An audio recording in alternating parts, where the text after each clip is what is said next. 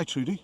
Hi Cloughie. Today we are here to look and talk about Trudi's wonderful Sunbeam motorcycle. Tell us a little bit about it. How long have you had her? Okay, so I inherited this bike in 2009 when my dad passed away. I'd ridden it maybe once or twice prior to that. He never used to let anybody anywhere near it. It was his caused pride, was him great grief in getting it to run and go well, and spent ages in the garage tinkering away, but would never let me do anything in case my hands got too dirty with view to my job. What was your dad's first name? Bill. Can we call him Bill from Yeah. now on? So I call it Bill's bike. So that's its name, is it? I think most of us that have classic bikes have names for our bikes. I know the bike I'm on today is called Drippy. Trudy, tell us about the engine and the gearbox and the drive. Okay, so it's a 500cc inline twin with an overhead cam and shaft drive to a bronze worm wheel at the back. Wow, bronze metal's not exactly known for its durability, is Yeah. it? Does that give owners problems? It does. They're known to be quite soft, and if you don't keep them well oiled and looked after, they tend to get chewed up quite easily. Got you, got you. As regard to spares, they're available, but you need to be very aware of what the numbers are because they were made for either sidecar or for solo. Oh wow. And do you know the history of this? Did your dad ever have a sidecar or ever think No, about so having a sidecar? this was never with a sidecar, never intended for a pillion seat So either. it wasn't built for sidecar or two seats? No, not And when he rebuilt it. Forgive me, I know nothing about, I know actually very little about the brand, the model Sunbeam. Right. The S series, is that S right? series, yeah. So this is a Eight. S8, denoting its CC or the... No, it's just part of the group of the S series. So they started with the ordinary S7, which was known for its big fat balloon tyres Yeah. in about 1946.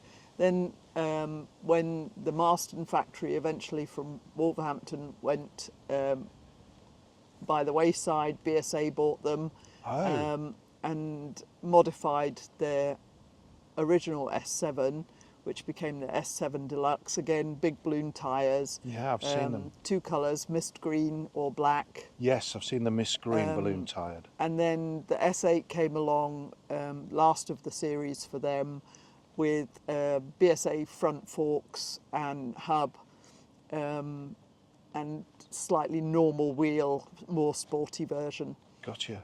I mean, for those people that are now watching the footage of me chasing Trudi down on my BSA C15, I had to explain to Trudi off camera that the whole idea of us riding today together was that when we ride parallel, the Insta360 camera affords that view of us riding parallel, but my little 250 struggled. Trudi does not hang around on this bike. Just remind me, how many gears? It's 4. 4-speed, 500? Yeah. Wow. Well, it doesn't hang around, does it? So for the S8, it's around 70, 75 top speed, but my fellows from the club all tell me that that's a terrible thing to keep doing with it because it'll kill it. Will it? Yeah. So I do it every now and then. Yeah, I think we all do, don't we? I know certainly when we pulled level at the junction and you said, my 40's your top speed, Dave. I was taken aback with that. Mine will do a little bit faster than 40. However, Trudi, I rarely go above 50 on these B roads. I have to say, I think the clock is not terribly accurate. It's Gotcha. about out by about 10, 15 miles an hour. Gotcha. And it's a rarity to see you riding a bike with a mirror, Trudi. Yeah. Could you see me waving you down, saying slow down? No, obviously not. I noticed your bike's got indicators. Is that something Dad fitted or you fitted? Or? Dad fitted them because he wasn't terribly happy to have to keep taking his hands off the controls. Yeah, and because at the point when Dad owned it, it could be somewhat unreliable. Let go of the throttle and it would happily stop. Right. You mean stop running? Just stop cut running, out. just cut out. Yeah. And likewise, when it got too hot, it would just cut out. So we spent many a ride where he'd be kicking it over for about half an hour, nearly dying by the time he got it to go again. So Trudi, Dad passed, you inherited the machine. Have you done much to it since Dad's passing? Yeah, it's had a few things done. We've had a little bit of issue with breakdown type issues that needed severe mechanical Mechanical repair. rather than electrical. Yeah, and it's had a total engine rebuild in the end to solve that problem, and was running really well for about 10 years. Wow. And then started getting a bit of an oil leak from the back end, so from Right. the bell housing for the gears. For the output shaft, for the final output drive. shaft, yeah. Got you. And at that point it went off again and had some work done that didn't really resolve the problem, and came back with more problems, Right. which were very obvious at the local annual rally Yeah. that we have for the Sunbeam owners. And I was very lucky to be taken in hand, so to speak, by one of the long-term groups. members, Yeah. who's an amazing engineer, who sorted the problems I had there. And one of those was that the distributor wasn't great. It's 70 odd years old. Gotcha. So it's now got a twin sparking system on it. So we'll spark on both plugs. Wow. Rather than just on the Just one. the one.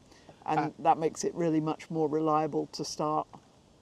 And that's probably been one of the best things we've done for Yeah. it. It makes it more rideable. I noticed since I've known you, which isn't terribly long, that the fuel lines seems to have changed, Trudi. What's happened there? It seems to be a flexible stainless braided hose with what looks like a bit of copper piping. Is there a story behind that? Yeah, so when I originally got it, it had very thick black piping Rubber. on there, Yeah. rubber piping on there, and all the pipework sits very close to the engine. So I was advised by one of the fellows to change that over, and we changed it for some poly piping originally, and well, it was all right, but it was see-through and it looked horrible after a while. Yeah. The colour It goes hard, doesn't it? It And goes it hard goes that and brittle, yellow and you're brittle. worried Yep. that it's going to crack. Break, yeah. So another dear friend who's recently passed away said, "Bring it up, I'll sort that out Can for we use you." his first name so people in the club Yeah, can his associate? name's Phil. Phil. So Phil helped you with that. Phil helped out with that and created the copper piping, which a lot of people go, "Oh, Yeah, I remember seeing not the best." No. And if the solder's not good, it really isn't the best. As we know, didn't As we? we know. As we know, because that's So- recently had to be fixed. Yeah.